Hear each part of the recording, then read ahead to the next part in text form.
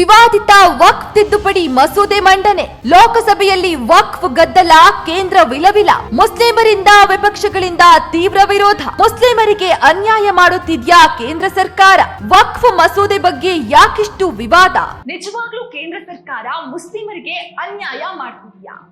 ತೀವ್ರ ವಿರೋಧಗಳ ನಡುವೆಯೂ ಕೂಡ ಕೇಂದ್ರ ಸರ್ಕಾರ ಲೋಕಸಭೆಯಲ್ಲಿ ವಕ್ಫ್ ತಿದ್ದುಪಡಿ ಕಾಯ್ದೆಯನ್ನ ಅಂಗೀಕಾರ ಮಾಡಿದೆ ಹಾಗೂ ಇದರ ಹೆಸರನ್ನ ಕೂಡ ಬದಲಾವಣೆ ಮಾಡಿದೆ.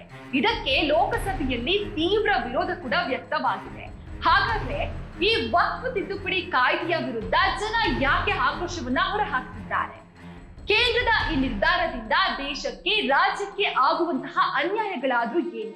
ಇವೆಲ್ಲ ಪ್ರಶ್ನೆಗಳಿಗೆ ಉತ್ತರವನ್ನ ಹುಡುಕೋಣ ಇವತ್ತಿನ ವಿಜಯ ಟೈಮ್ಸ್ ಟ್ರೆಂಡಿಂಗ್ ನ್ಯೂಸ್ ನಲ್ಲಿ. ನಾನು ಸೌಜನ್ಯ. प्रॉपर्टी को तो डिनोटिफाई किया, मैं रिकॉर्ड में कह रहा हूं अपने मन. ಹೌದು, ಕೇಂದ್ರ ಸರ್ಕಾರ, ಇಂಡಿಯಾ ಮೈತ್ರಿಕೂಟ, ಇತರ ಪಕ್ಷಗಳ ಹಾಗೂ ಮುಸ್ಲಿಂ ಸಂಘಟನೆಗಳ ತೀವ್ರ ವಿರೋಧದ ನಡುವೆಯೂ ಲೋಕಸಭೆಯಲ್ಲಿ ವಿವಾದಿತ ವಕ್ಫ್ ತಿದ್ದುಪಡಿ ಕಾಯ್ದೆಯನ್ನ ಅಂಗೀಕಾರ ಮಾಡಿದ್ದು, ರಾಜ್ಯಸಭೆಯಲ್ಲಿ ಕೇಂದ್ರ ಸರ್ಕಾರ ಬಿಲ್ ಮಂಡನೆ ಮಾಡಿದೆ. ಕೇಂದ್ರ ಸಂಸದೀಯ ವ್ಯವಹಾರಗಳು ಮತ್ತು ಅಲ್ಪಸಂಖ್ಯಾತ ವ್ಯವಹಾರಗಳ ಸಚಿವ ಕಿರಣ್ ರಿಜಿಜು ಅವರು ಪ್ರಸ್ತಾವಿತ ವಕ್ಫ್ ತಿದ್ದುಪಡಿ ಮಸೂದೆಯನ್ನ ಲೋಕಸಭೆಯಲ್ಲಿ ಅಂಗೀಕರಿಸಿದ್ದಾರೆ. ಅಲ್ಲದೆ ವಕ್ಫ್ ಬಿಲ್ನ ಮುಂದೆ ಉಮೀದ್ ಎಂಬ ಹೆಸರನ್ನ ಕೂಡ ಬದಲಾಯಿಸಿದ್ದಾರೆ. ಮಸೂದೆ ಮಂಡನೆಯ ವೇಳೆ ವಿರೋಧ ಪಕ್ಷಗಳು ಗಲಾಟೆ ಮಾಡಿದ್ರೂ ಸಹ ಕೇಂದ್ರ ಸರ್ಕಾರ ಲೆಕ್ಕಿಸದೆ ವಕ್ಫ್ ಕಾಯ್ದೆಯನ್ನ ಮಂಡಿಸಿದೆ. ಈ ವಿಚಾರವಾಗಿ 25 ರಾಜ್ಯಗಳ ವಕ್ಫ್ ಬೋರ್ಡ್ಗಳ ಅಭಿಪ್ರಾಯವನ್ನ ಕೇಳಲಾಗಿದ್ದು 96ಕ್ಕೂ ಹೆಚ್ಚು ಅರ್ಜಿಗಳು ಸ್ವೀಕಾರ ಆಗಿದೆ. 25 ರಾಜ್ಯಗಳು ಮತ್ತು ಕೇಂದ್ರಾಡಳಿತ ಪ್ರದೇಶಗಳ ವಕ್ಫ್ ಮಂಡಳಿಗಳ ಜೊತೆಗೆ 284 ನಿಯೋಗಗಳು ಮಸೂದೆಯ ಬಗ್ಗೆ ತಮ್ಮ ಅಭಿಪ್ರಾಯಗಳನ್ನ ಸಲ್ಲಿಸಿವೆ. एक इम्पोर्टेंट पॉइंट को मैं अब आपके सामने रखना चाहता हूं. ये जो हमने एक डेफिनेशन में जो बदलाव लाया है, इस डेफिनेशन में बदलाव का सबसे बड़ा मतलब ये है कि मुसलमानों में भी जो वक्फ के अंदर में अपना प्रॉपर्टी, वक्फ प्रॉपर्टी इस वक्फ बोर्ड के प्रावधान से गवर्न करना चाहते हैं, मोस्ट वेलकम है.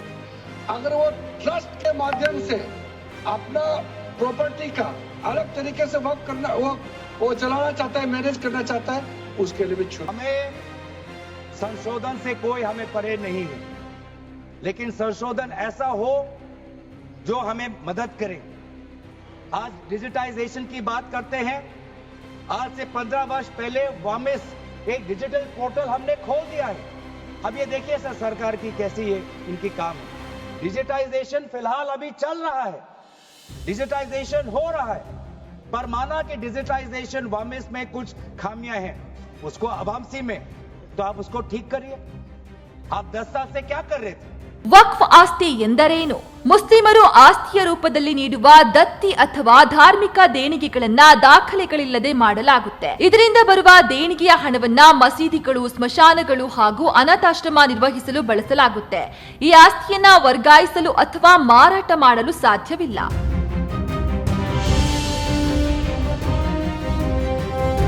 ಹೊಸ ತಿದ್ದುಪಡಿಯ ಉದ್ದೇಶ ವಕ್ಫ್ ಆಸ್ತಿಗಳ ನಿಯಂತ್ರಣ ಹಾಗೂ ಮೇಲ್ವಿಚಾರಣೆಯ ಸಮಸ್ಯೆಗಳನ್ನ ಬಗೆಹರಿಸಲು 1955ರ ವಕ್ಫ್ ಕಾಯ್ದೆಯನ್ನ ತಿದ್ದುಪಡಿ ಮಾಡಬೇಕು. ವಕ್ಫ್ನ ವ್ಯಾಖ್ಯಾನವನ್ನ ಬದಲಾಯಿಸುವುದು, ನವೀಕರಣ ಮಾಡುವುದು, ನೋಂದಣಿ ಪ್ರಕ್ರಿಯೆಯನ್ನ ಸುಧಾರಿಸುವುದು, ವಕ್ಫ್ ದಾಖಲೆ ನಿರ್ವಹಣೆ ಸುಗಮಗೊಳಿಸಲು ತಂತ್ರಜ್ಞಾನವನ್ನ ಪರಿಚಯಿಸುವ ಉದ್ದೇಶವನ್ನ ಹೊಂದಿದ್ದೇವೆ ಎಂದು ಕೇಂದ್ರ ಸರ್ಕಾರ ಸಮರ್ಥಿಸಿಕೊಳ್ಳುತ್ತೆ. ಪ್ರಸ್ತಾವಿಕ ವಕ್ಫ್ ತಿದ್ದುಪಡಿಯಲ್ಲಿರುವ 5 ಕಾರಣಗಳಿಂದ ಈ ಮಸೂದೆ ಮಂಡನೆಗೆ ತೀವ್ರವಾಗಿ ವಿರೋಧ ವ್ಯಕ್ತವಾಗ್ತಿದೆ. ವಕ್ಫ್ ಮಸೂದೆ ವಿವಾದಕ್ಕೆ ಕಾರಣವೇನು?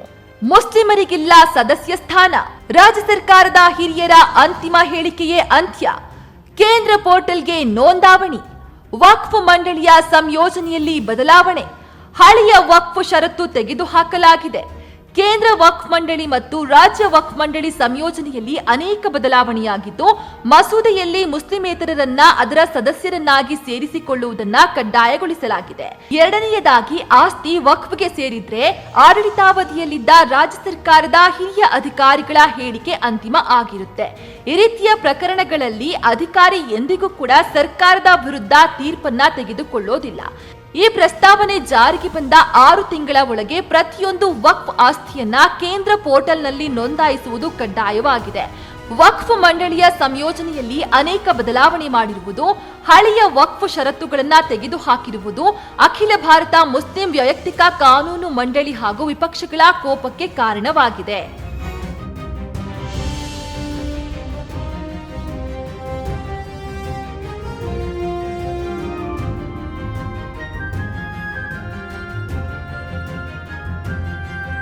ಅದೇನೇ ಇರಲಿ, ಕೇಂದ್ರ ಸರ್ಕಾರ ಸರ್ವರನ್ನು ಸಮಾನರನ್ನಾಗಿ ಕಂಡು ಕೆಲವೊಂದು ನಿಯಮಗಳನ್ನ ಬದಲಾಯಿಸಬೇಕಿದೆ.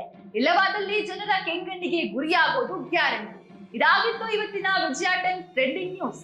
ಬದಲಾವಣೆಯ ಹಾದಿಗಾಗಿ ನೋಡ್ತಾ ಇರಿ ವಿಜಯ ಟೈಮ್ಸ್.